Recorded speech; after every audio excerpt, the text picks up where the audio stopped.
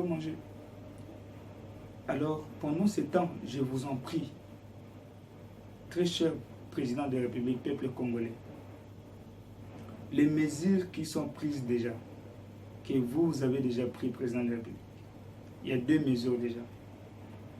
Ces mesures sont en train de frapper les peuples congolais qui n'ont qu'une vie. Ils n'ont même pas une vie précaire. Ils n'ont même pas une vie précaire. Précaire, c'est comme s'ils avaient déjà... ils ont quand même un pourcentage de vie. Les peuples congolais, je ne sais pas les mots que je peux utiliser. Ils n'ont pas une bonne vie.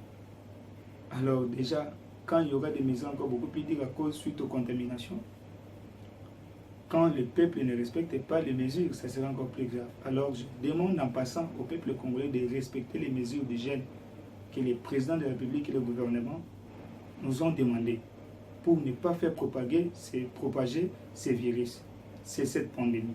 Sinon, il y aura encore des mesures beaucoup plus dures qui seront prises et nous manquerons à manger. Nos frères, nos soeurs, nos papas, nos mamans qui travaillent perdront leur emploi. Beaucoup de frères et sœurs mourront, de papas et de mamans mourront des enfants. Ce sera plus grave. Certains mourront par la famine, d'autres mourront par des soucis et ça sera beaucoup plus grave. Il y aura beaucoup de calamités. La liste est tellement longue. Je vous prie au nom du Seigneur, respectons les consignes du jeûne, mettons ça en pratique et vaquons à la prière. En ces 3 jours, demandons à la grâce de Dieu afin que le Seigneur éradique cette pandémie. Et pour le peuple du monde entier, même moi, vous pouvez commencer avec nous et le Seigneur ne manquera pas de pouvoir éradiquer cette pandémie de votre pays. Que Dieu vous bénisse infiniment pour ces moments favorables que nous avons eu à échanger. En ce qui concerne les vaccins, je demanderai à tous les présidents, surtout d'Afrique, d'être prudents, de ne pas accepter les vaccins quand ça viendra, pour ne pas détruire la santé de vos peuples africains. C'est mieux d'éviter parce que ces vaccins-là, le Seigneur nous avait déjà révélé, il n'y a pas de bonnes choses qui mettront à l'intérieur. Ça sera juste pour détruire davantage la santé et le système immunitaire des Congolais, qui seront plutôt de tous les Africains, et qui seront fragiles face aux pandémies futures qui viendront frapper la race humaine sur la terre avant que le Seigneur Jésus-Christ ne vienne. Et le Seigneur avait encore prédit dans Apocalypse chapitre 3 verset 10 qu'il y aura des tentations qui viendront pour éprouver les habitants de la terre, pour éprouver la valeur des habitants de la terre. Et si quelqu'un garde la parole de Dieu, Dieu les gardera aussi. Bien aimé, c'est temps de pouvoir ne pas dormir, mais c'est le temps de prier. C'est le temps de pouvoir mettre en pratique la parole de Dieu. Très cher président Félix Antoine Tshisekedi Tshilombo, le président de la République démocratique du Congo, vous pouvez vous rappeler la révélation que je vous avais déposée dans un mémo.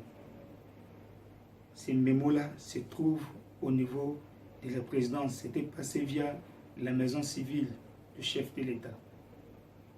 Et à l'intérieur, je vous avais annoncé ce que le Seigneur avait révélé dans ces 3 premiers mois de l'année 2020. Voilà comment les choses se sont réalisées et continuent à se réaliser. Il y a encore le suite des prophéties que nous allons publier, ce qui arrive dans le monde entier, même en République démocratique du Congo. Les gens qui ne croient pas à la prophétie, c'est encore le temps que vous puissiez voir combien la prophétie qui sont annoncées par les prophéties qui sont annoncées par les vrais serviteurs de Dieu, les vrais prophètes du Seigneur, s'accomplissent à la lettre. Merci de comprendre que c'est le temps de retourner à la parole de Dieu. C'est le temps d'être sauvé. Que Dieu bénisse la RDC. Que Dieu bénisse toute la République démocratique du Congo. Qu'il bénisse l'Afrique. Qu'il bénisse aussi le monde entier. Gloire soit rendue à Jésus-Christ parce qu'il a vaincu le coronavirus sur la croix de Golgotha. Il a vaincu ses effets. Il a vaincu sa puissance. il a vaincu toute sa domination. Parce que la parole de Dieu déclare dans Exode 23, verset 25, vous servirez l'Éternel votre Dieu et il bénira vos pains et vos eaux. Et il éloignera la maladie du milieu de vous. La troisième chose, le Seigneur éloignera la maladie du milieu de nous. Donc le Seigneur éloigne déjà le coronavirus du milieu de nous. Faisons la prière, respectons ce programme. Le Seigneur est avec nous, il nous accompagne, il est celui qui accompagne son peuple, même dans la détresse, il n'abandonne jamais les siens.